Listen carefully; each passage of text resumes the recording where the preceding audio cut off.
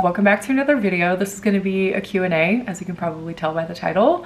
Very excited about this video. I know you all have been looking forward to more sit-down style videos, kind of going back to what I was doing at the beginning of my YouTube journey. I'm going to be making a lot more of those videos going forward and thought it would be fun to kick it off with a Q&A. I hope you guys enjoy. I'm going to start with this question. What are your tips for maintaining your physique?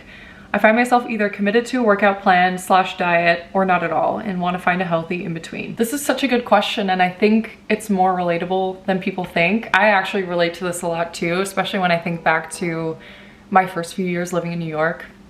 And I think I've shared that before in videos too, how I fluctuated a lot during that time.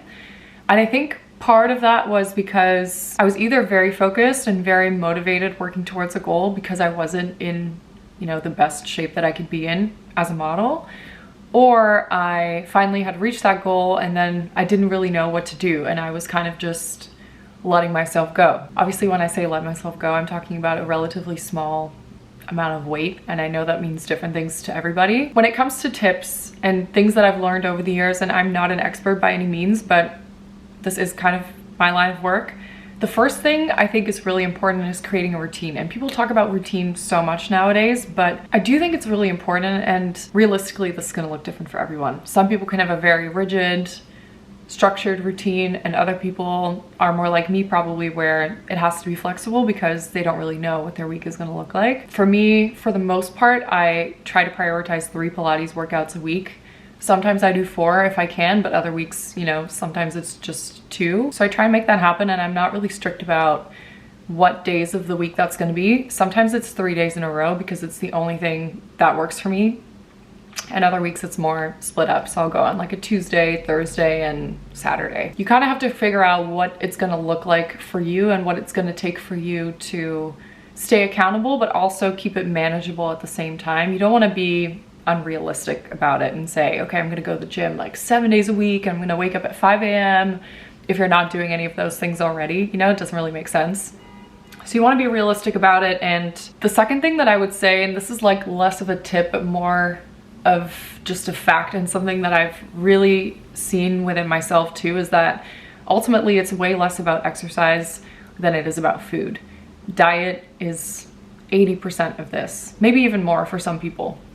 And so exercise is obviously important. It's really good for your health, your longevity, bone density, all of those things. It's good for cardiovascular health. Like, you have to exercise and stay moving. But when we're talking about physique, specifically just the way that you look and maintaining that, that is mostly diet. For me, the 80-20 rule works really well. It allows me to eat intuitively and, eat healthy foods most of the time, but also incorporate my pint of ice cream that I want to eat on a Saturday on the couch, or the dinners that I have out with my girlfriends or with Avery. That kind of covers the more logistical things and the everyday things. But I think with this question too, it's about letting go of the yo-yo lifestyle and going into more of a maintenance lifestyle.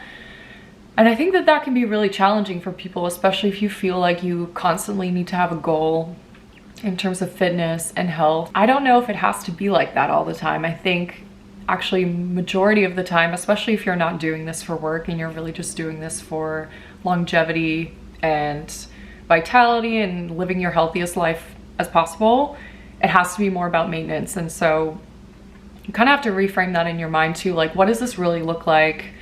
Do I need to have specific physique goals? Do I need to have specific goals in the gym? Or maybe it's not about being, it's more about, do I need to kind of think about this differently and make this more fun for me too? And that's a big part of it as well that I've noticed for myself, is like, okay, this is my life.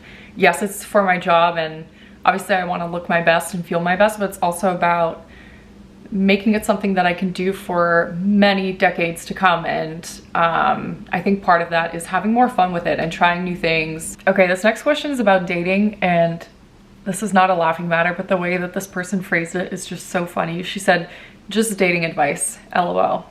I'm 28 and feeling really discouraged. I feel for you, and I have to say I'm not in this position, but I totally understand how you must be feeling, and I have heard that from all of my single friends and also people that I work with, that it's just really challenging to date right now. I have a lot of thoughts on dating in general, and I don't know if I'm gonna be able to share everything in this video. but I will definitely talk about it more in the future.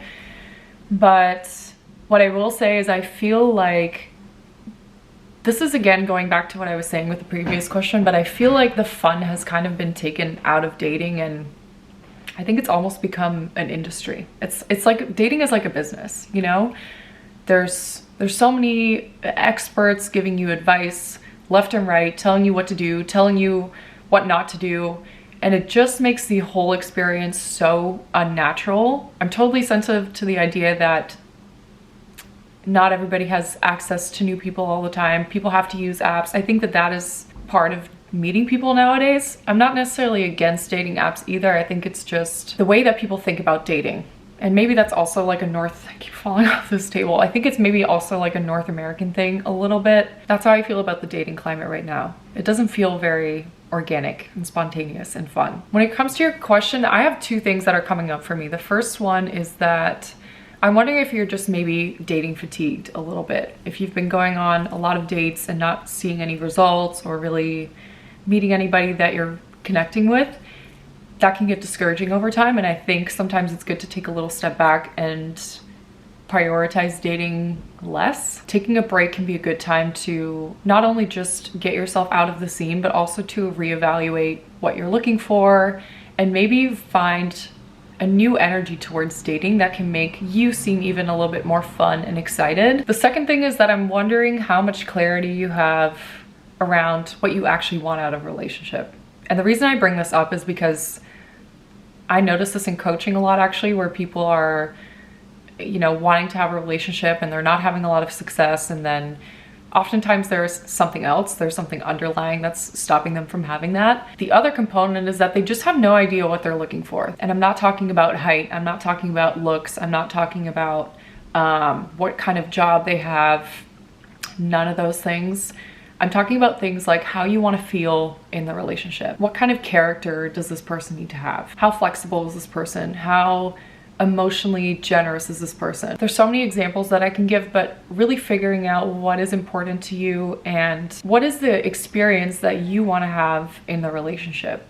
Because it's really less about the package of the person and more about really like what is the experience you want to have with this person and the person that you want to share your life with. Like, what does that look like? How do you want to be treated? I think that that could be a good place to start. And I think it can also be a fun exercise. I love these exercises where people are just really taking the time to sit down and almost daydream about how they want this experience to be. And you can do this with every aspect of your life. You can do it for a relationship, you can do it for friendships, you can do it for work. The last thing that I also think about this, I clearly think a lot about this. So much of this is about timing, and I know that that is so annoying for a lot of people, but there's so little about all of this that we can actually control. And when I think about my relationship too, and the timing of when I met Avery and all of the things that kind of led me to meeting him, I don't know if I was really ready before then to meet him, and I don't know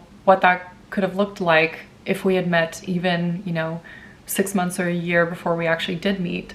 And so I think this is one of those things that's really easy to see in hindsight and very difficult to accept and trust in when you're in the moment, but trying to have some sort of faith in that it's going to happen when it's meant to happen, and having an objective perspective on you as an individual. I really should have written down where I heard this. It was a podcast with a host and an astrologer, and essentially the astrologer was reading the host's chart and they were talking about dating, and the astrologer said, like, this is just not your time to date, because if you were to meet your future life partner right now, you wouldn't really be compatible. And basically hinting at the fact that the host still has things to work through, things to figure out within herself, and it would almost be a shame for them to meet right now because it truly wouldn't work out. Again, I think this can be hard to hear sometimes because we have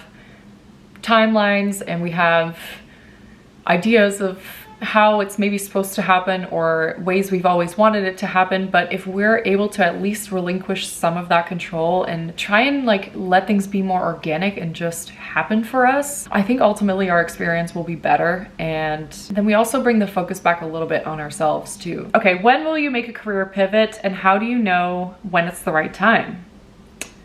This is a good question. I don't know if there is a right time, and I think that this person is referring to me eventually focusing more on coaching than on modeling, whereas right now I'm still focusing like 100% on modeling and maybe the extra like 5 or 10% on coaching. To be truly honest with you, I don't know if you know, there is a right time. Sorry, I'm like moving my glasses around. Like, I don't know if it's going to be 100% a smooth transition when that day does come. What I do know is that if I try my best now and just use my time as wisely as possible, both modeling and coaching, you know, and focusing on the career that I've spent so many years building, maxing that out and taking as many chances and risks and opportunities as I can, I'm going to at least know that I've done everything, while also, you know, taking courses and building up my coaching hours and getting myself to a place where I could potentially transition into something new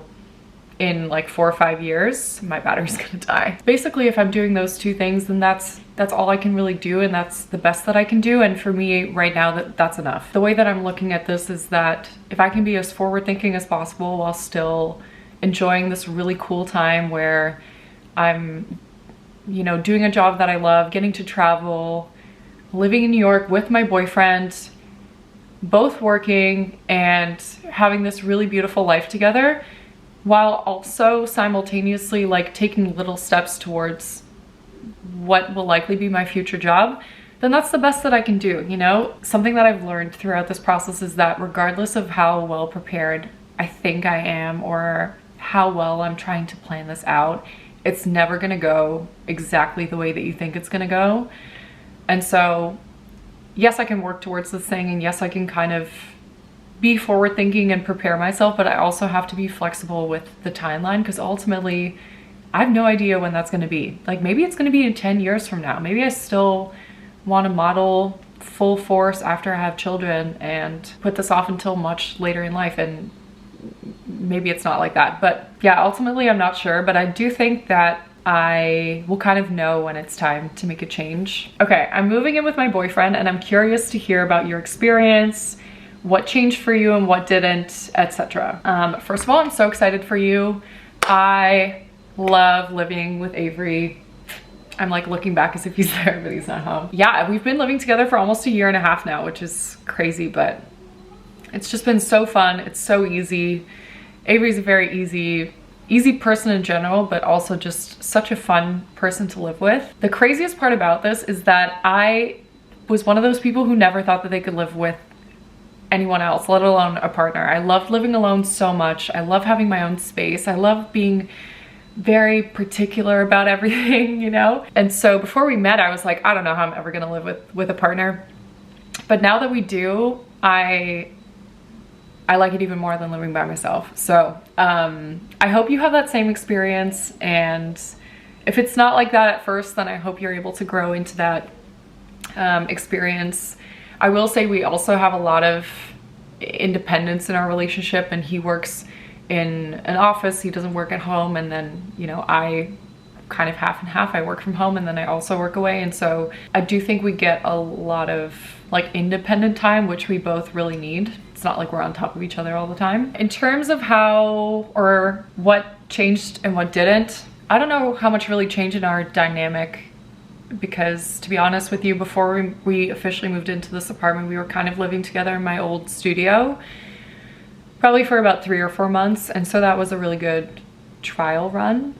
And I mean, if you can live in a studio in New York City, you can do anything. Yeah, I don't know if anything really changed that much in terms of our relationship dynamic. I think the thing that changes ultimately, and this really should be happening before you even decide to live together, is just the conversations that you have and the openness that you have with each other around finances, around the future, around chores and tasks and roles and expectations around those things. I think, and this is a good tip too, I think for anybody who's maybe thinking about moving in together with a partner, is like, you really have to take that opportunity to talk about all those things and just lay them out on the table. I think the reason why it's hard for some people to move in together is because they just maybe haven't addressed certain things, or they realize things about their partner that they didn't see before, and then you have to address them in the moment, which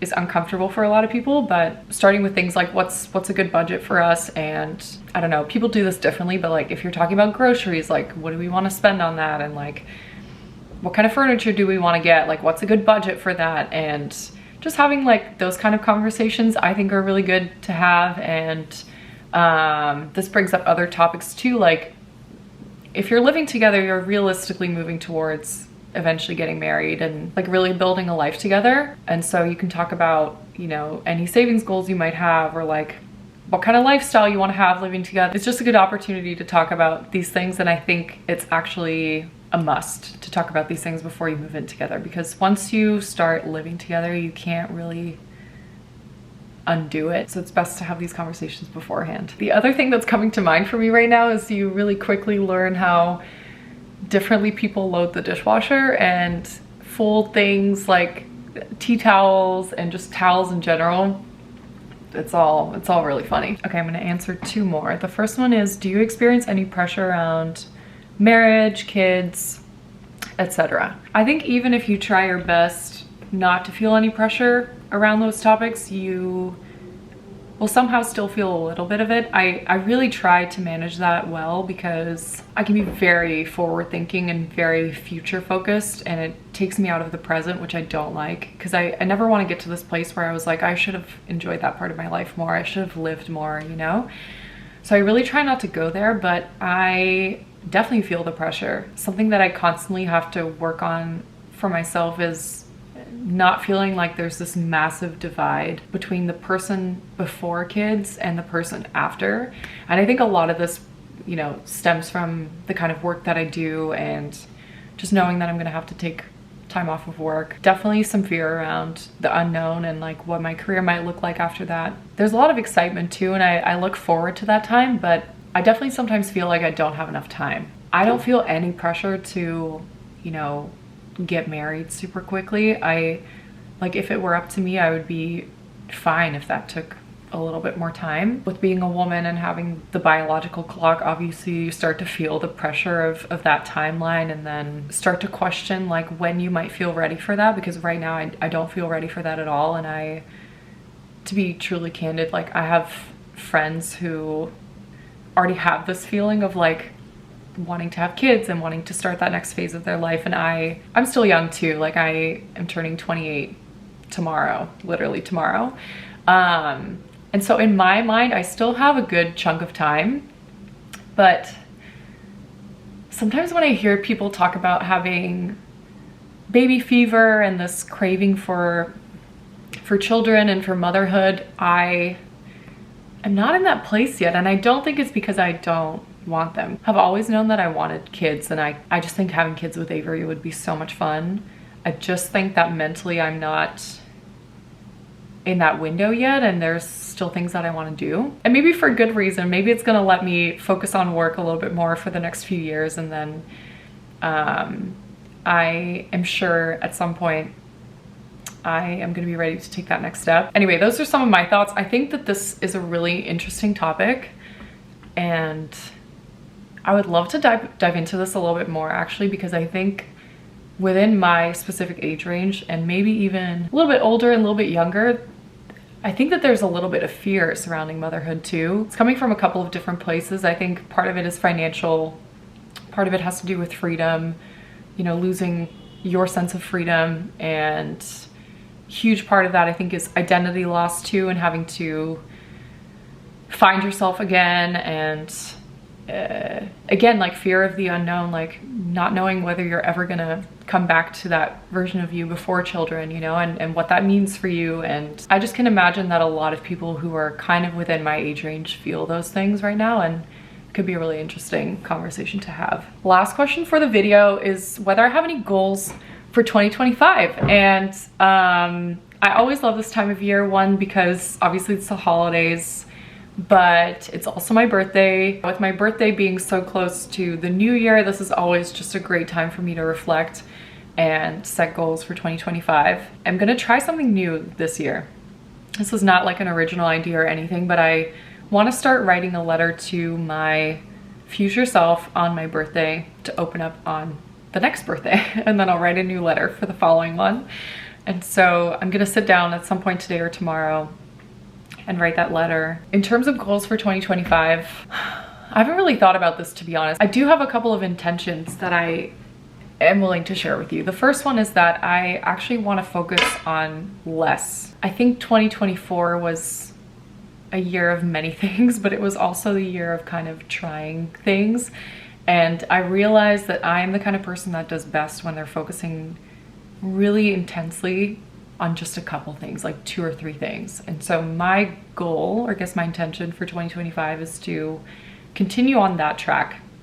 And so one of those things is obviously modeling, one of those things is coaching, and one of those things is YouTube. I am in a space where I'm figuring out how to sort of like marry 2 or 3 of those things together. I'm not really ready to share more about that, but I essentially just want to go really hard on like 2, maybe 3 things and just leave everything else. So that is one of my intentions. The other intention that I have for myself, which is more of like a personal thing, is to be even more authentic than I already am. And I think that I'm pretty authentic on YouTube and just in general. I don't think that I come across in my videos differently than I do in person. When I talk about authenticity, I specifically mean more like my opinions and my thoughts on things, and this comes back to making more videos like this. I don't even know what I'm saying. My role on social media is not to sell stuff. It's not who I am. It's not what makes me happy. It doesn't excite me. Like, that's not the kind of content that excites me. I get excited about sharing knowledge and sharing experience and talking about things that honestly might be a little uncomfortable and controversial and opening up a new way of thinking. And I feel like we're very much due for that right now. And the last thing that anybody needs on any social media platform, in my opinion, is another person who's going to try and sell you something. If I really think about what we need more of right now, is people who challenge other people to change their own ways of thinking and become the best version of themselves. And like that, not to make this like too deep or anything, is that's the kind of content that I want to put out. That's the kind of focus that I want to have. That is also what I'm going to be embracing for the new year, and letting go of some of the other stuff and types of content. Anyway, that is all I'm going to share for right now. I'm sure there's going to be way more videos about this in the future, maybe even later this year. With that said, that's going to be the end of this Q&A. I hope you guys enjoyed. If you have any other questions or any thoughts, comments, suggestions, please leave them in the comment section down below. I would love to read, and I love talking to you guys. I love hearing your feedback too, so please feel free to always share your thoughts with me. If you like this video, please give it a thumbs up. Don't forget to subscribe if you're new, and I will see you in the next one. Mwah!